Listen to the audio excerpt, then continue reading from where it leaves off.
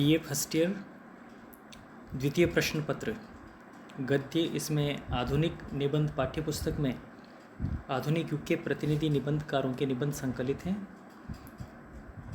पहले निबंध पर हम बातचीत कर चुके हैं। आज आप प्रथम वर्ष की पाठ्यपुस्तक के दूसरे निबंध पर हम चर्चा करेंगे।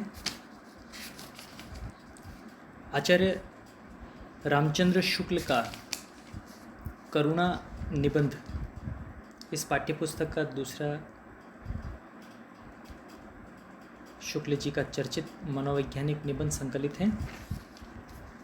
आचार्य रामचंद्र शुक्ल उच्च कोटि के निबंधकार और हिंदी साहित्य के बहुत ही गंभीर समालोचक माने जाते हैं। उन्होंने जिस तरह से विचारात्मक, मनोवैज्ञानिक और आलोचनात्मक निबंध लिखे, वैसे हिंदी साहित्य में न तो पूर्व में लिखे गए और न ही उनकी शैली उनके बाद में किसी साहित्यकार में इतनी गूढ़ और गंभीर नजर आई। इस तरह से वे हिंदी निबंध विधा में गौरवपूर्ण स्थान रखते हैं। हिंदी साहित्य का इतिहास इनकी आलोचनात्मक पुस्तक है, जो हिंदी साहित्य के इतिहास का आधार स्तंभ बनी हुई है। इसके अलावा रस मीमांसा उनकी उल्लेखनीय कृति है, जो आलोचना के क्षेत्र में बहुत ही मील का पत्थर मानी जाती हैं। उनकी शुक्ल जी की प्रतिष्ठा एक समीक्षक रूप में उतनी ही चर्चित हैं, किंतु निबंधकार रूप उससे भी अप्रतिम और महत्वपूर्ण है। उन्होंने मनोविकार पर बहुत ही गंभीर और विचारपूर्ण निबंध लिखे। मनोविकार पर लिखे गए उनके समस्त निबंध चिंतामणि नामक पुस्तक में संग्रहित हैं। उत्साह, श्रद्धा, भक्ति, करुणा, लज्जा और ग्लानि, लोभ और प्रीति, घृणा, ईर्ष्या, भय, क्रोध उल्लेखनीय निबंध हैं। ये निबंध बौद्धिक विवेचन की नीरसता से ग्रस्त न होकर सरस और मार्मिक है। उसका मूल कारण इन निबंधों में एक मनोवैज्ञानिक चिंतक के रूप में उन्होंने न लिखा, बल्कि एक सहृदय विद्वान के रूप में उन्होंने अपना सृजन इन निबंधों के रूप में किया है। प्रस्तुत निबंध करुणा, इसमें उन्होंने करुणा जैसे मनोविकार को व्यापक रूप से विवेचित किया है।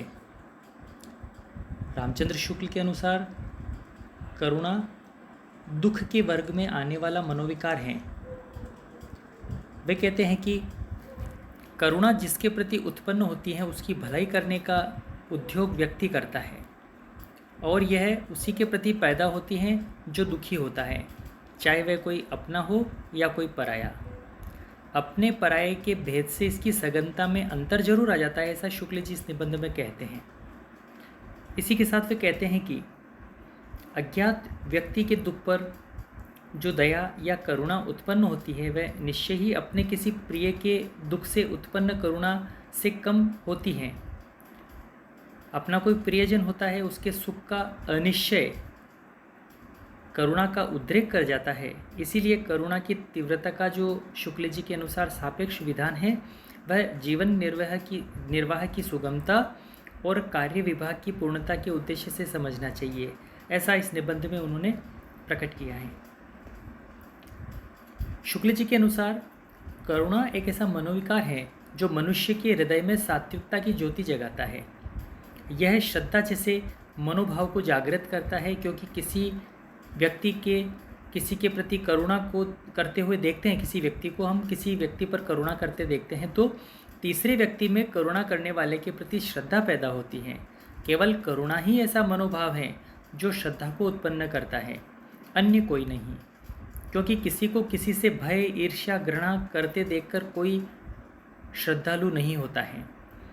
अब इसी क्रम में उन्होंने करुणा और प्रेम के अंतर को बताया है।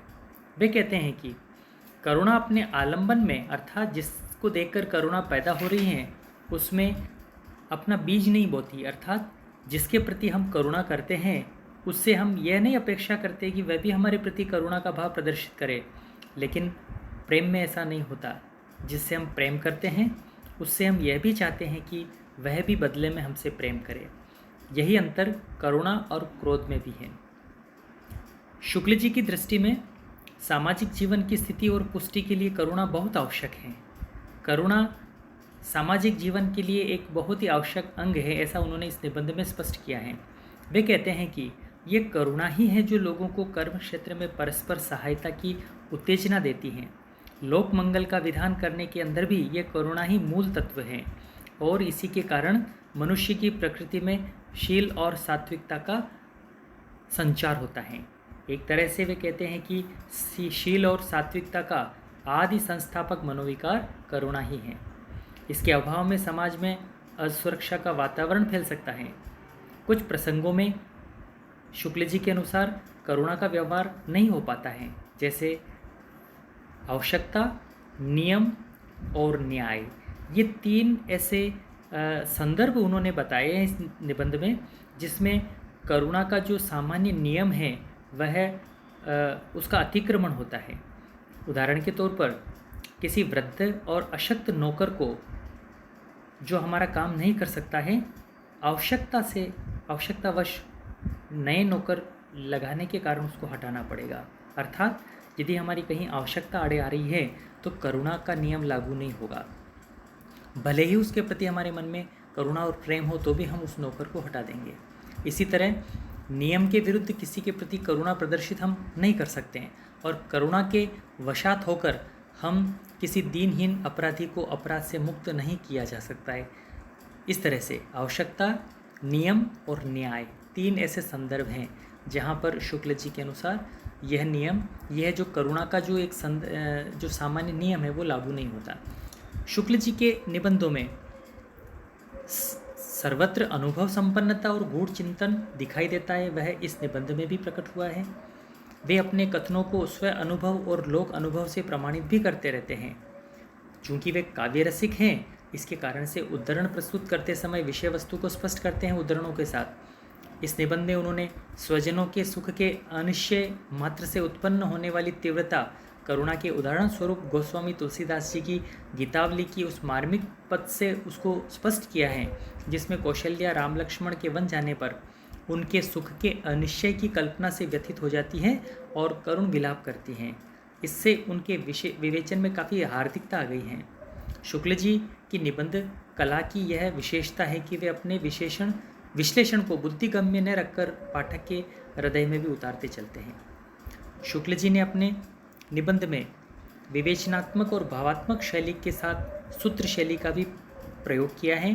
बात कहते हुए वे अपना सारांश एक वाक्य में देते हैं तो एक सूत्र वाक्य कहकर उसका विशद और गंभीर विवेचन भी कर डालते हैं। इस निबंध में अनेक सूत्र वाक्य आए हैं, जैसे प्रत्यक्ष निश्चय कराता है और परोक्ष अनिश्चय में डालता है, या मनोवेग वर्जित सदाचार, दंभ या झूठी कवायतें, इस तरह आदि। विचारों की सघनता का वहन करने के लिए उन्होंने समाज शैली का आश्रय लिया है। उनके निबंधों में विचारों की कसावट इसी शैली की देन है। उनका प्रत्येक वाक्य मूल्यवान और विचार गर्भित होता है। कोई भी वाक्य न तो काट सकते हैं न नया वाक्य जोड़ सकते हैं, ऐसी उनकी निबंध शैली है।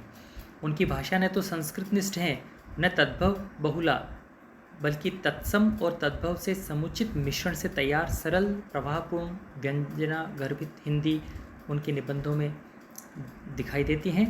उनकी भाषा में साधारण बोलचाल की भाषा के भी शब्द हैं, अरबी फारसी के भी, जैसे मुरोबत, कवायत आदि। शुक्ल जी के व्यक्तित्व का उनकी भाषा पर गहरा प्रभाव है और विद्वानों के तमाम वाक्यों के बीच शुक्ल जी के वाक्य को पहचानना किसी भी अध्येता के लिए कठिन नहीं होता है।